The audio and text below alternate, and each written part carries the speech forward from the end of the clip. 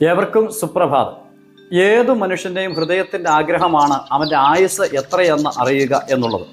നമ്മുടെ ആയുസ്സിൻ്റെ ദൈർഘ്യം അറിഞ്ഞാൽ എത്ര കൃത്യമായിട്ട് നമുക്ക് ജീവിതത്തെ ക്രമീകരിക്കാനായിട്ട് സാധിക്കുന്നതാണ്.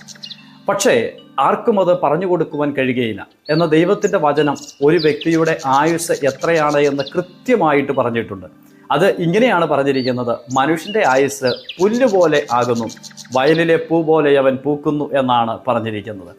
എന്ന് പറഞ്ഞാൽ മനുഷ്യൻ്റെ ആയുസ് വളരെ ക്ഷണികമാണ് എന്നാണ് പറഞ്ഞതിൻ്റെ അർത്ഥം. വയലിലെ പൂ പോലെ അത് പൂക്കുന്നു, കാറ്റടിക്കുമ്പോൾ അത് ഇല്ലാതെ പോകുന്നു എന്നാണ് പറഞ്ഞിരിക്കുന്നത്. അപ്പോൾ നമ്മുടെ ആയുസ് എത്ര ക്ഷണികമാണ് എന്നുള്ള ഒരു തിരിച്ചറിവ് നമുക്കുണ്ടാകണം. ഇന്ന് പകലിൽ നാം ജീവിക്കുമ്പോൾ നമ്മുടെ ആയുസ്സും ക്ഷണികമാണെന്നുള്ള ബോധ്യത്തോടെ ജീവിക്കുമ്പോൾ ക്ഷണികമായ ജീവിതത്തിൽ ചെയ്തു തീർക്കേണ്ട നിരവധി കാര്യങ്ങളുണ്ട്.